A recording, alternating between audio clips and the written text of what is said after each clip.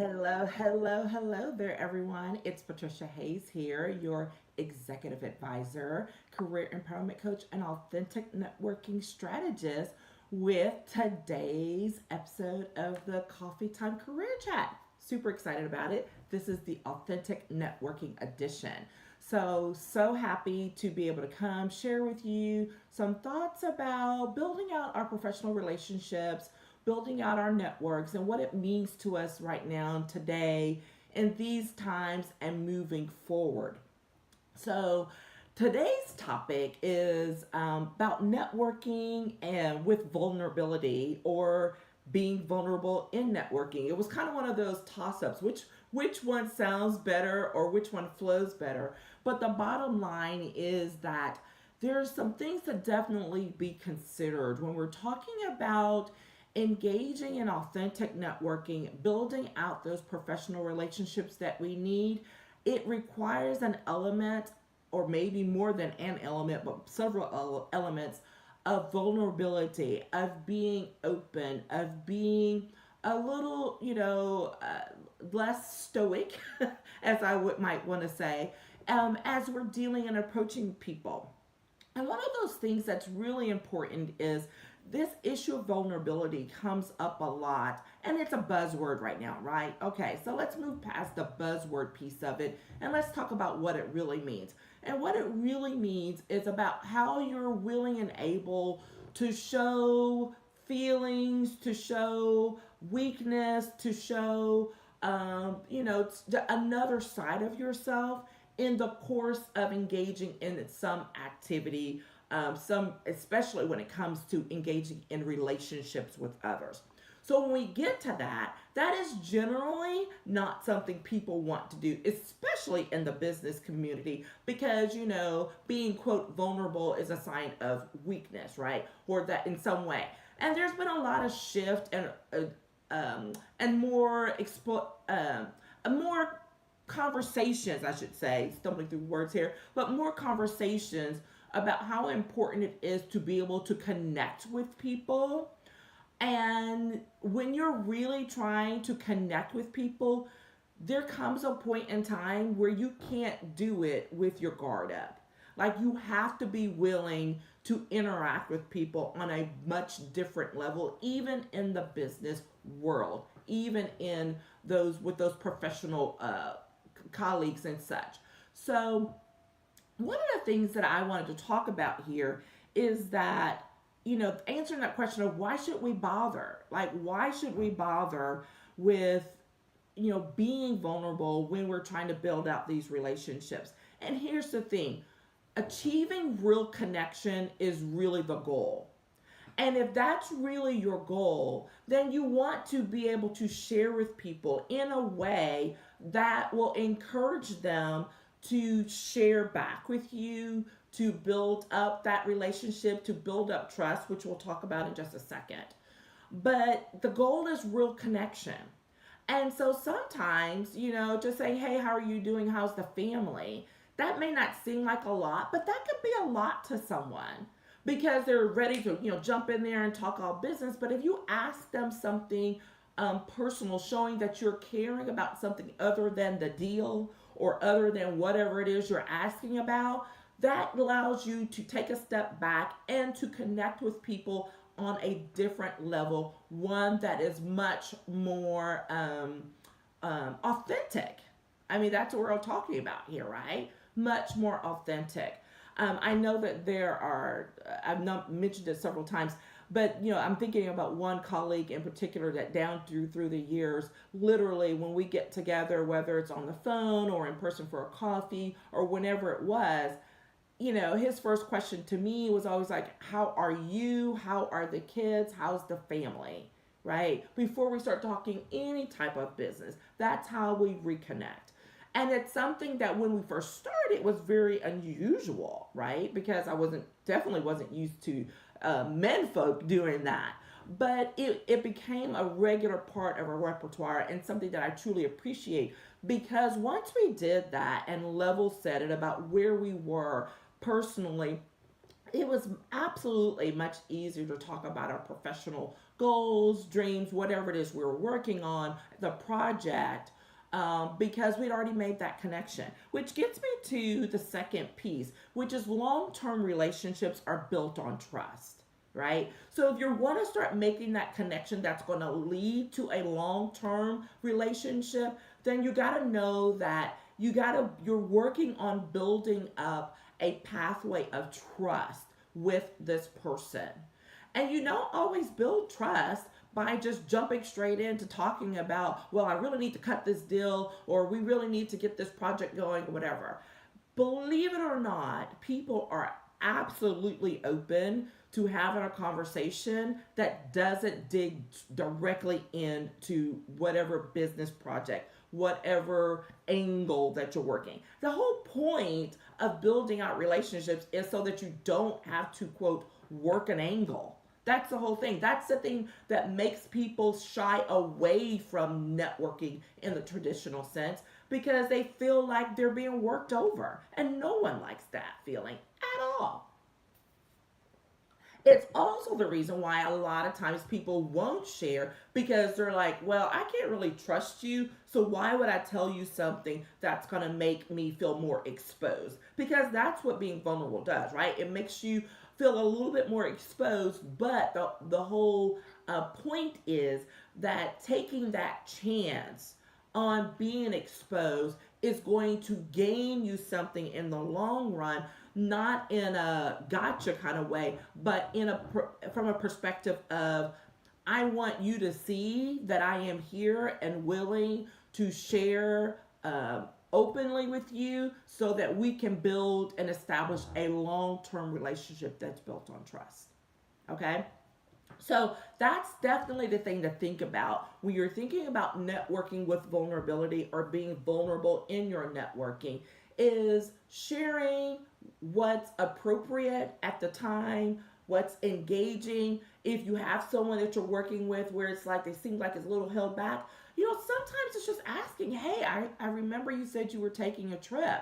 Did you get a chance to take that trip? Or even talking to someone about the fact that they didn't get to take their trip because of everything that's going on in the world, and be like, hey, yeah, how did that make you feel? Or what are you thinking about how you're going to address it? Having that conversation relaxes people's guards. It lets them talk about something that's near and dear to their hearts. And it's the perfect setup to being able to step into a conversation about other things that are just as important, just in a different way. Okay? So remember, first of all, that real connection is always the goal. Secondly, long term relationships are built on trust. Now, here's the piece, and we started hinting at it a little bit, but we're going to dive into a little bit more here, which is shared experiences and empathy are created when vulnerability is expressed. I'm going to say that again. Shared experiences and empathy are created when vulnerability is expressed. What do I mean by that? So when you are willing and able to start talking about, hey, things are rough. We're all like, sitting home. We're working with kids in the other room and all of that. And you share a little bit about that. You're connecting, right? You're building up that empathy of, hey, I understand. I know what you feel. I've been there, right? Regardless of whatever the situation is. Or even if you haven't been there, you can express sympathy. That's the sympathy part rather than the empathy part. But by sharing those thoughts, by allowing others to share those thoughts and to engage, you're now building up this connection that will play out over the long run. Okay? You're now making connections on very real things. In very real ways, not artificially, right? This is not happy hour connecting. We're talking about connecting where in 2 years down the road, when you have a situation, you will be able to call this person up and say, hey, how are you doing? How's the family? Did y'all get to take that trip that you were planning yet? Great, awesome. Hey, I have this thing that's going on. I'd really like to get your input on it. That's what you're building towards. Now, I know that some people are like, yeah, that takes too long. I don't have time for that. You don't have time to build relationships that you can rely on for years into the future, because we all should have time for that. If you think you're going to get that type of return when you still engage in quote happy hour connecting, you are grossly mistaken. It's just not going to happen. And especially right now in these times where we're not even able to engage in that way, this is the time and the opportunity to take on a different approach. I mean, like, what is it going to hurt?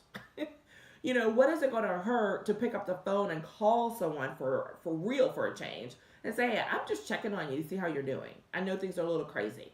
Sending an email of like, thinking about you today, hope all is well, let me know if I can help you with anything. Or when you do connect with someone, that you're able to say, yeah, I totally get it. It's been nuts over here as well. And you start sharing some of those things. I know a lot of people think, well, we don't have time for that. You have to make time for it. Because in these times when we don't have the opportunity to connect in person as much as we would have normally, you now do have to take that extra step, make that extra effort to reach out and connect with people. And it doesn't have to be hard. It is literally the examples like what I just expressed. And it can be even so much more. So there are a couple examples that came to mind. One of them was from a few years ago, from when I was taking part in one of my leadership. I was in Leadership Austin, and we had an initial retreat where literally we're going in. We don't know who's been admitted, and it's all very hush hush till you get there, and then you start doing it. And it's literally we're on lockdown with these folks for 2 days at a space that where we're away from others, so that supposedly we can fully engage. And we're all like, I don't know. But here's the thing: when you have that, and the programming is so intense and so incredible, I've always spoken well of it. But when you get put in a room with other people and you're sharing answers to questions that maybe you haven't even shared with your closest family members or closest friends, but because of the environment and the zone of safety that's been created, you are now building up this trust because you've shared an experience. You've engaged in something that you hadn't necessarily done with someone else. And here's the thing: just because of that, and then moving forward so that we can discuss, the hard policy issues that are facing our society. We can discuss those opportunities for growth that come along the way, so that by the end of that period and the end of that leadership program, literally you have built up connections and relationships with people that will be around for a lifetime. Even those that you didn't get to spend as much time with, it's knowing that we went through that together. And so I can reach out to them knowing that we've established some level of vulnerability, some level of connection based on that shared experience. And literally, down through the years, there are folks that I can now reach out and touch, and call, or that we've become closer and we're relying on each other for professional support or our organizations, whatever. All of those things. That's an example of something that can come from a shared experience. Something that literally just happened much more recently last week when I was attending a retreat with one of my coaches. And I was just flabbergasted about having that same level of experience virtually, right? Remotely, not in person. But how being able to create that level of connection, again, by making it a safe space for people to share, because the end goal is not to learn about every other person's business, but ultimately to say, hey, you know what, we've been there, or we're experiencing similar things, or these are all the other personal things or distractions that are impacting us in our ability to conduct business, to be our highest selves in our businesses as entrepreneurs. And how you can pull together that connection and those relationships so quickly is extremely, it's just one of those things that's a gift. Everybody can't do it, but you can do it as you move forward one on one with your network, with people in your network, with checking out with them, because you do know most of these people in some kind of way. And if you don't, then you reach out and you start trying to build that connection so that if and when you do need something or they need something, you're comfortable with reaching out to ask for that thing. This is not about the cold call. This is not about the you scratch my back, I'll scratch yours. This is about building out relationships that will again last you beyond the next 30 days, 3 months, potentially even beyond the next 3 years. And when you take the time to nurture those relationships, that's when you build up that trust, you build up that confidence of knowing that, hey, I may not have talked to you in a while, but I know you're going to answer my call, absent there being some problem, or that you're going to reach, you're going to return the email. Okay. Or that I can call you and say, hey, I know we haven't talked in a minute. How are you doing? What's going on with you? I'd really like to talk to you about X. So I want you to think about it. I mean, when I was working recently with one of our clients, actually a couple of different ones, this issue of vulnerability continues to show up. And how it plays out in our personal lives absolutely affects us in our professional lives with our professional goals. So don't try to compartmentalize it, because it can't be compartmentalized. All right? It is a part of who you are. So accept that and be willing to address it. Do what's best and most comfortable for you as you continue to grow. Work through that reflection time that we're always talking about. And then just thinking about, how can I put myself out there with one person this week? How can I, be a little more empathetic? How can I be a little more sympathetic? How can I let someone know that, hey, I really do understand what you're going through. Take the time to be more conscientious about how you're connecting with people, and it will always, always pay off. Okay? That's it. That's what we're talking about today in this Coffee Time Career Chat. We're talking about being a little more vulnerable in your networking efforts. Think about how you can put yourself out there with just one person this week. One. You can do it. Okay? I'm always happy to have a call. You can check, give me a shout and we can do a connect call. If you're interested in doing some coaching, absolutely, we can set up time to have a conversation about what that looks like for you and if we're a good fit. And if it's not, we'll find you someone. But the goal is to make sure that you can go out there and achieve your goals. And the way you need to be able to do it is to make sure that you are maintaining strong professional relationships so that you can achieve the goals that you want to achieve over the time that you've set it for. Okay?